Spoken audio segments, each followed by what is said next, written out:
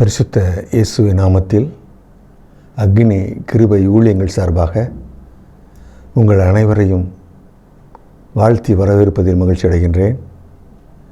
இன்று நாம் தியானிக்க இருப்பது வாக்குத்தத்தங்களை பற்றி. வாக்குத்தத்தங்கள் தற்போது மிகவும் பிரபலியமாக நமது கிறிஸ்தவ வாழ்க்கையில் முக்கிய இடத்தை அது பெற்றுள்ளது.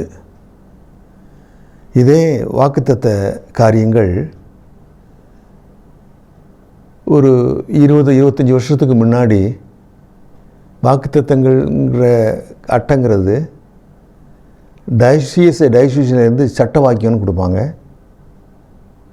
அப்படி கொஞ்சம் கொஞ்சமாக சர்ச்சில் அந்த வாக்குத்தத்த அட்டையை கொடுக்க ஆரம்பித்தாங்க. வருஷத்துக்கு ஒரு ட்ரிப்பு. அது நியூ இயர் அன்னைக்கு ஊழியக்காரர் கையினால் அதை வாங்கி அதை எடுத்து பார்க்குறதுல ஒரு பயங்கர ஒரு த்ரில்லிங், அதை அப்படி விசுவாசித்தாங்க. அது அந்த அளவுக்கு அது ரொம்ப மக்கள் மத்தியில் ரொம்ப அது விரும்பத்தக்கதாக இருந்தது. அந்த விருப்பம் பார்த்த எல்லாருமே அதே மாதிரி மாதங்கள் ஒவ்வொரு மாதமும் வாக்குத்தத்தத்தை வச்சு பிரசங்கம் ஆரம்பிச்சிட்டாங்க. ஒவ்வொரு நாளும் வாக்குத்தத்தங்கள் கொடுக்க ஆரம்பித்தாச்சு. இப்போ செல்லை பொறுத்த மட்டும் தினம் ஒவ்வொரு நிமிஷத்துக்கு ஒரு வாக்குத்தத்தங்கள் வந்த மாதிரி செல்லில் மெசேஜ் வந்துட்டு இருக்குது. அந்த வாக்குத்தத்தங்கள் நம்ம வாழ்க்கையில் எப்படி அதை பெற்றுக்கொள்வது, அந்த வாக்குத்தத்த காரியங்களை எப்படி பெற்றுக்கொள்வது, அதை எப்படி சுதந்திரிப்பது என்பதை குறித்து தான் தியானிக்க இருக்கின்றோம். நான் ஒரு வாக்குத்தத்தத்தை எடுத்துக்கொண்டுள்ளேன். உன்னை அதிசயங்களை காண பண்ணுவேன். இது எல்லோருக்கும் பிடித்த வாக்குத்தத்தம். அதிசயமான நன்மையை யார் தான் வேண்டான்னு சொல்லுவா? சொல்லப்போனால் 90% கிறிஸ்தவ மக்கள் இந்த அதிசயத்தை எதிர்பார்த்து தான் காத்துட்ருக்காங்க தேவனிடமிருந்து. இந்த வாக்குத்தத்த வார்த்தைகள் நம்ம கனவு காண வச்சிருது. மாணவர்களை பொறுத்த மட்டும் இந்த வாக்குத்தத்தம் அவங்கள்ட்ட கையில் கிடச்சிட்டுனா நம்ம படிக்காமலே பாஸ் பண்ணிடுவோம். உங்களுக்கு என்ன தேவன் அதிசயத்தை காண பண்ணுவேன்னு கொடுத்துருக்கிறாருன்னு நம்ம நம்ப ஆரம்பிச்சிருவான். அவன் போட்டித் தேர்வு எழுதுகிறவங்கெல்லாம் அப்படி ஒரு வாக்குத்தத்தம் வந்துன்னா கண்டிப்பாக வேலை கிடைக்க போகுதுன்னு நம்ப ஆரம்பிச்சிருவாங்க. வேலையில், தொழிலில், வியாபாரத்தில் பெரிய உயர்வை, பெரிய லாபத்தை எதிர்பார்த்து காத்திருக்க ஆரம்பிச்சிடறோம். நம்ம இந்த வாக்குத்தத்த அட்டை கிடச்சிட்டுனா இப்படி கனவு கண்டு கடமையை செய்யாமல் விட்டு விடுறாங்க ரொம்ப இருக்கிறாங்க. நம்ம தேவன் ஏன் நீதிபரர் தெரியுமா? அவர் வேர்வைக்கு தக்கதாக, உழைப்புக்கு தக்கதாக தான் அவர் பலனளிப்பார். ஆசீர்வாதமே கையின் பிரயாசத்தில் தான் உள்ளதுன்னு வேதம் சொல்லுது. ஆனால் இந்த வாக்குத்தத்தத்தை விக்கிரக ஆராதனை மாதிரி விசுவாசித்து கடமையை செய்யாமல் கஷ்டப்பட வேண்டிய சூழ்நிலை வந்துடுது. அதனால தான் கஷ்டப்படாமல் இருக்கிறதுனால தான் இருக்கணுங்கிறதுக்காக தான் இந்த வாக்குத்தத்தை முழுமையாக தியானிக்க இருக்கிறோம். நம்ம இன்றைக்கி இந்த வாக்குத்தத்த வார்த்தைக்கு முன்னுள்ள காட்டப்படாத மறைக்கப்பட்ட பிற முக்கியமானவைகள் இருக்குது. இவைகள் தான் இந்த வாக்குத்தத்தத்தை சுதந்திரிக்க, பெற்றுக்கொள்ள, அந்த அதிசயத்தை காண நாம் செய்ய வேண்டிய காரியத்தை நமக்கு தெரியப்படுத்தும். ஆகவே இந்த வாக்குத்தத்தம் உள்ள முழு வசனத்தையும் வாசிக்க கேட்போம். மீகா 7ஆம் அதிகாரம் 15வது வசனம். நீ எகிப்து தேசத்திலிருந்து புறப்பட்ட நாளில் நடந்தது போலவே உன்னை அதிசயங்களை காண பண்ணுவேன். வேதம் சொல்லுது, இந்த வாக்குத்தத்தில் மறைக்கப்பட்ட வார்த்தைகள் சொல்கிறது, நீ எகிப்து தேசத்திலிருந்து புறப்பட்ட நாளில் நடந்தது போல. தேவன் யாருக்கு அதிசயம் செய்தாரா? எகிப்தில் இருந்து புறப்பட்ட இஸ்ரவேல் மக்களுக்கு. இப்போது நாம் இந்த அதிசயத்தை வாக்குத்தத்தத்தின்படி காண ஏதுவாக இந்த அதிசயத்தை பெற்றுக்கொண்ட இஸ்ரேல் மக்கள் என்ன செய்து தேவனிடமிருந்து அதிசயத்தை பெற்றுக்கொண்டார்கள் என்று பார்க்க போகின்றோம். இஸ்ரேல் மக்கள் எகிப்தில் இருக்கிறார்கள், எகிப்தில் வாழ்கிறார்கள். அங்கு எகிப்தியர்களுக்கு வேலை செய்கிறார்கள். எகிப்தியர்களுக்கு இஸ்ரேல் மக்களை வர வர பிடிக்காமல் போகின்றது. காரணம், அவர்கள் பெருங்கூட்டமாக பழுகி பெருகி பலத்த ஜாதியாக ஆகிவிட்டார்கள். நாளைக்கு எதிரிகளுடன் சேர்ந்து நம்மளுக்கு இடைஞ்சல் செய்து விடுவார்களோ என்று எகிப்தியர்கள் பயப்படுற அளவுக்கு பெருங்கூட்டமாக மாறிவிட்டார்கள். ஆகவே பெருக விடாமல் இவளை தடுக்க ஒடுக்க அதிக வேலை கொடுத்து செய்ய வச்சாங்க. செய்ய மறுத்தவங்களுக்கு அடி கொடுமைப்படுத்தினாங்க. அவங்க அந்த அடி வேதனை வேலை கஷ்டங்கள்லாம் பார்த்துட்டு இதை விட சாவதே மேலுங்கிற சூழ்நிலைக்கு இது என்னத்துக்கு வர்ற அளவுக்கு அவங்க கொடுமை, தாங்காத கொடுமை, ஆளோட்டிகள் அப்படி அவங்களை நடத்தினாங்க. ஆகவே இப்போது ஒரு வழி இல்லை. தேவனை நோக்கி கூப்பிட ஆரம்பித்தார்கள். பெருமூச்சு விட்டு முறையிட்டார்கள். இவர்களுடைய அபாய குரல், தாங்க முடியாத கொடுமையின் சத்தம் தேவ சந்நிதியை எட்டியது. அது தேவனுக்கு அவர் உடன்படிக்கையை, அவர் ஆபிரகாமோடு ஈசாக்கோடு யாக்கோபோடு செய்த உடன்படிக்கையை அவருக்கு நினைவுபடுத்தியதாம். ஆகவே அதிசயத்தை செய்ய ஆரம்பித்தார். ஏன் தேவன் இவருடன் பண்ணிய உடன்படிக்கையை நினைக்காமல் போனார்? இஸ்ரேல் மக்கள் செய்த தவறு என்ன? தேவனை மறந்தார்கள். எப்போது? வேலை இருந்தது, கஷ்டமில்லாத வேலை, சாப்பாடு இருந்தது, இறைச்சி பாத்திரத்துக்கு அருகில் இருந்து சாப்பிட்டார்கள். அதனால் தேவனை தேடவில்லை. நாம் எப்படி? நமக்கு வரவு வந்து கொண்டிருக்கும் வரை, உடல் நோய் இல்லாமல் ஆரோக்கியமாக இருக்கும் வரை, நம்மை சுற்றிலும் சமாதானமும் மகிழ்ச்சியும் இருக்கும் வரை தேவனை தேடுவது அவசியமில்லாமல் போய்விடுகிறது. தேவனை தேடவில்லை என்றால் என்ன அர்த்தம்? அவர் கட்டளைப்படி நடக்கவில்லை என்ற அர்த்தம். தேவனை தேடாவிட்டால் சாத்தானை வரவேற்கிறோம் என்ற அர்த்தம். சாத்தான் வந்துவிட்டால் உண்மை, உத்தமம், தாழ்மை எல்லாவற்றையும் தூக்கி தூர எறின்றுவான். அது ரொம்ப மகிழ்ச்சியாக இருக்கும். தொழிலில் உண்மையாக நடக்கணும்னு அவசியம் இல்லை.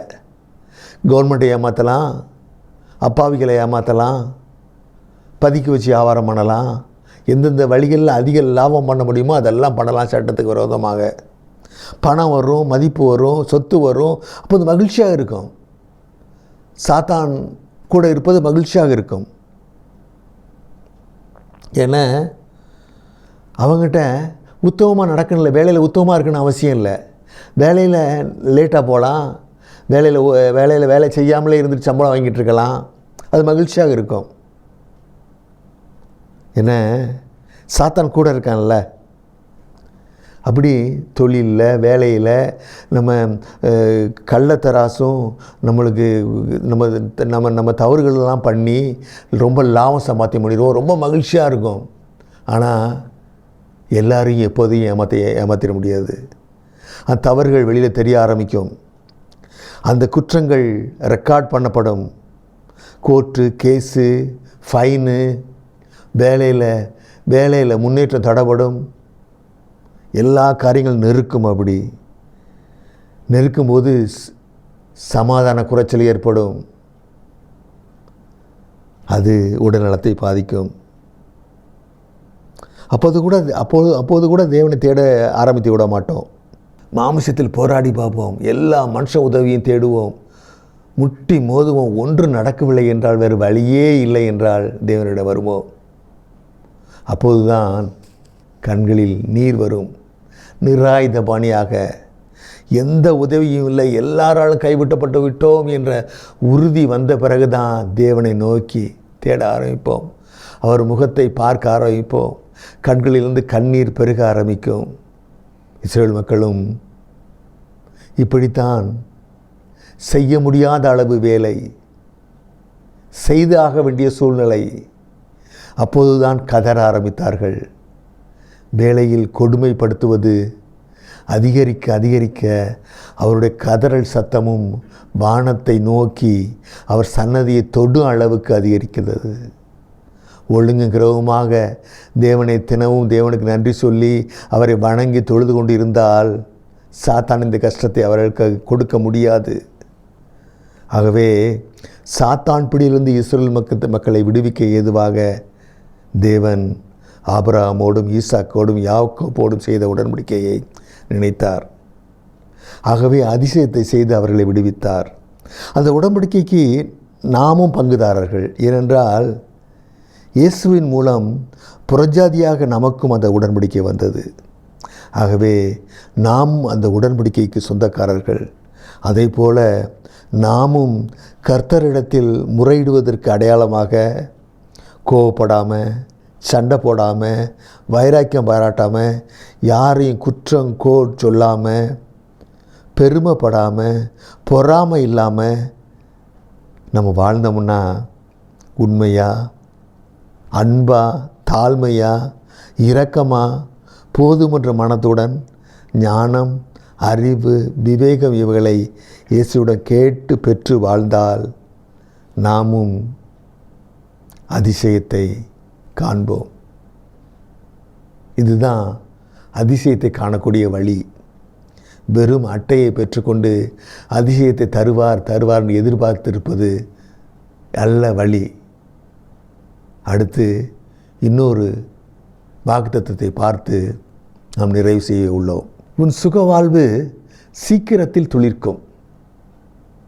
இங்கே இந்த வாக்குத்தத்த அட்டை கையில் கிடைத்து விட்டால் ரொம்ப ஆறுதலாக மகிழ்ச்சியாக இருக்கும். ஏனென்றால் நல்ல வாக்குத்தத்தம். எல்லோரும் இந்த துளிர்க்கிற, இந்த சீக்கிரத்தில் சுகவாழ்வு துளிர்க்கிற இதுதான் எதிர்பார்த்து காத்துட்ருக்குறாங்க. தேவனிடம் எல்லாரும் கேட்குறது இதுதான், என் கஷ்டம்லாம் எப்போ நீங்கும், என் சுகவாழ்வு எப்போ ஆரம்பிக்கணும் தான் நம்ம கேட்குறோம். அதற்காகவே நாம் காத்து கொண்டு இருக்கின்றோம். ரொம்ப மகிழ்ச்சியை, புது நம்பிக்கையை கொடுக்கும் ஒரு வாக்குத்தத்தம் இது. இப்போது இந்த வாக்குத்தத்த வார்த்தைகளுக்கு முன்னாகவும் பின்னாகவும் உள்ள வார்த்தைகளை பார்ப்போம். வாசிக்க கேட்போம். ஏசாயா 58வது அதிகாரம் 8வது வசனம். அப்பொழுது விடியற்கால வெளுப்பை போல உன் வெளிச்சம் எழும்பி உன் சுக வாழ்வு சீக்கிரத்தில் துளிர்த்து உன் நீதி உனக்கு முன்னாலே செல்லும். கர்த்தருடைய மகிமை உன்னை பின்னாலே காக்கும். பார்த்தீங்களா, வேதம் என்ன சொல்கிறது? உன் நீதி உனக்கு முன்னால் செல்லும், அப்பொழுதுதான் சுகவாழ்வு துளிர்க்கும் என்று. வசனத்தை கவனிங்க. உன் நீதி முன்னால் சென்றால் கர்த்தருடைய மகிமை உன்னை பின்னால் காக்கும். அப்பொழுது வெளிச்சம் எழும்பி சுகவாழ்வு சீக்கிரத்தில் துளிர்க்கும் என்கிறது வாக்குத்தத்த வசனத்தின்படி சுகவாழ்வு சீக்கிரத்தில் துளிர்க்க நீதி என்கிற தண்ணீர் ஊற்ற வேண்டும். வேதம் சொல்கிறது, நீதி இல்லாமல் சுகவாழ்வு துளிர்க்காது என்று. ஊழியக்காரர் அட்டையை கொடுக்கும்போது இந்த வாக்குத்தத்த அட்டை நம் கையில் கிடைத்து விட்டால் நம் வாழ்வு துளிர்த்து விடும் என்று நாம் நம்புகின்றோம். ஆனால் வேதம் சொல்கிறது, நீதி என்ற தண்ணீர் வேண்டும் என்கிறது. இந்த வாக்குத்தத்தம் 58 ஏசாயா 58 அதிகாரத்தில் 8வது வசனமாக இருக்குது. இந்த வாக்குத்தத்தத்துக்கு ரீச் ஆக முன்னாடி 7 வசனங்கள் இருக்குது. 1லிருந்து 7 வசனங்கள். இந்த 7 வசனங்கள் தேவன் சொல்லிட்டு வராரு. அவர் ஒவ்வொரு காரியங்களாக சொல்கிறாரு.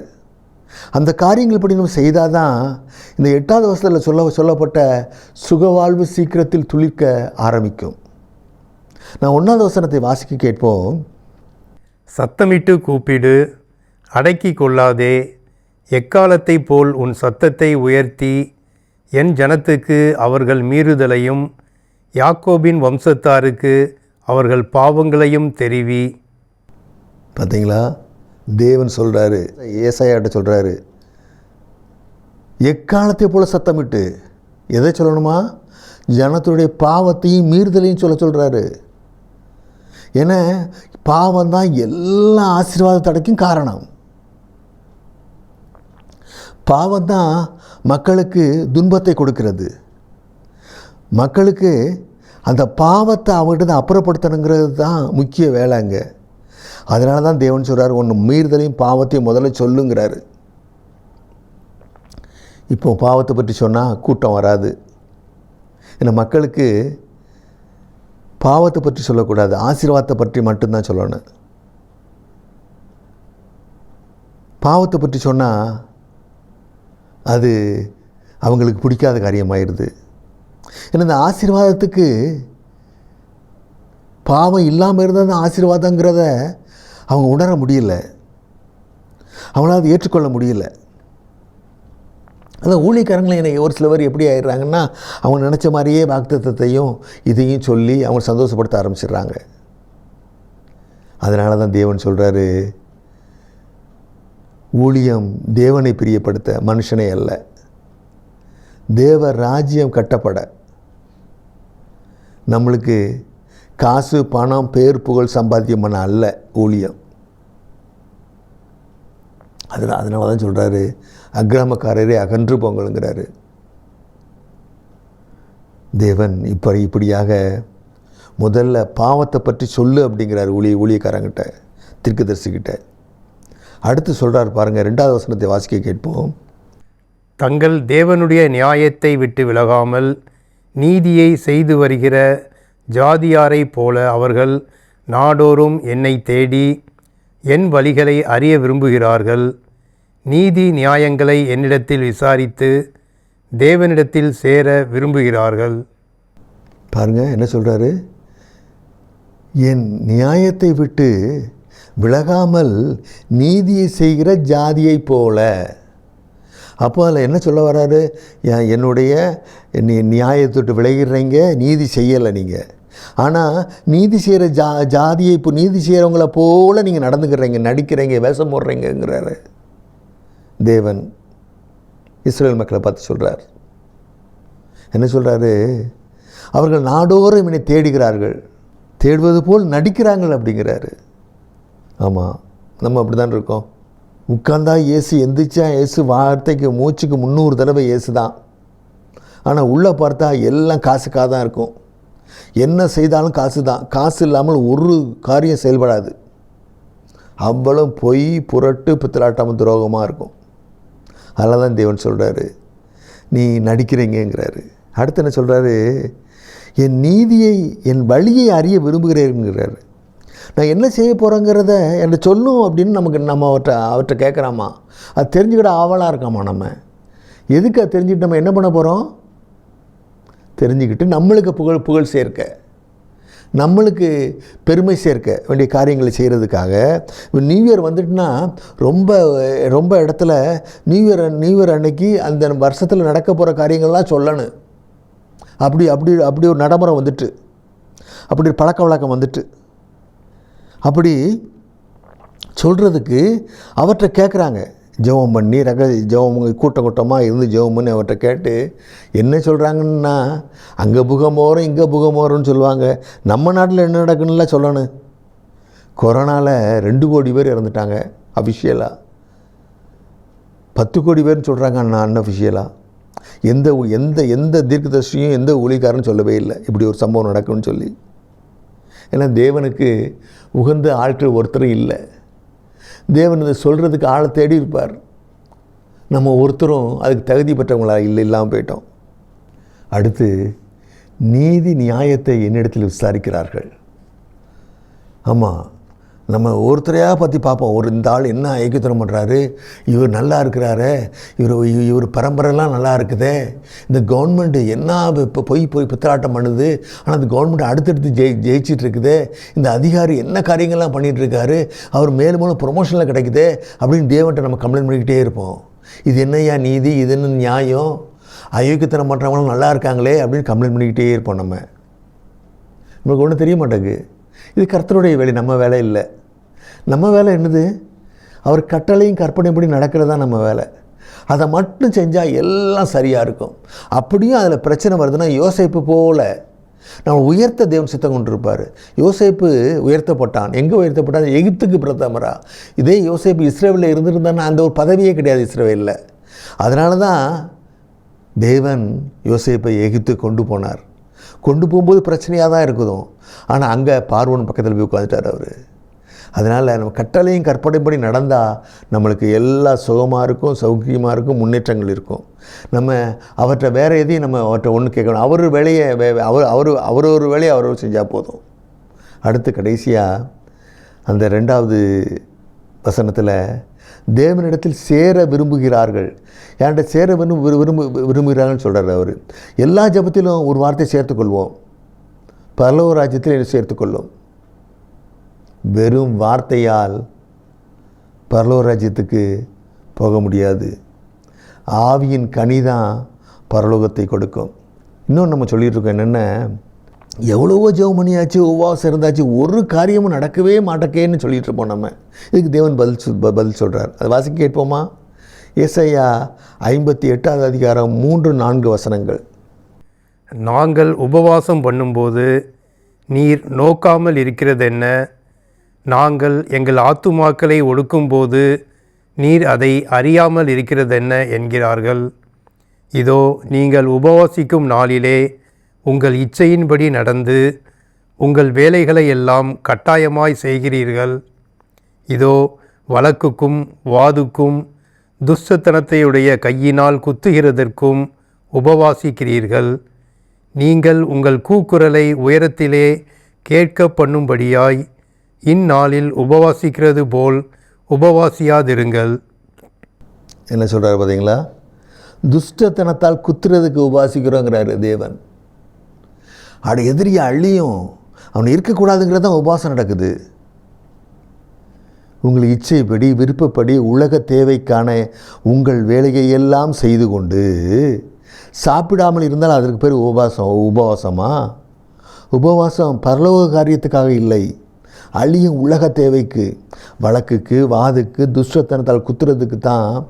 நம்ம எதிரிகளை பழிதீர்க்க, அவர்களை அழிக்க நான் உபவாசம் இருக்கிறோம் என்கிறது வேதம். இஸ்ரேல் மக்கள் பண்ணுற உபவாசம் இப்படி தான் இருந்திருக்குது. நம்ம உபவாசம் மூலம் தேவனை இப்படி செய்யும் என்று சொல்கின்றோம். எதிரியை கொல்லும், எதிரியை இல்லாமாக்கும். நம்ம பண்ணுற நம்ம உபவாசம் இதுதான் சொல்கிறது. யார் நம்ம தேவன்?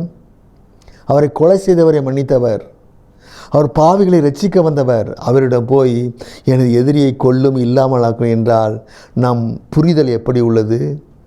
நாம் தேவனை பற்றியும் அவர் வார்த்தையை பற்றியும் அறியாமல் இருக்கின்றோம். சாப்பிடாமல் இருந்து சத்தமாக ஜெபம் செய்தால் தேவன் கேட்பார் என்று நம்புகின்றோம்.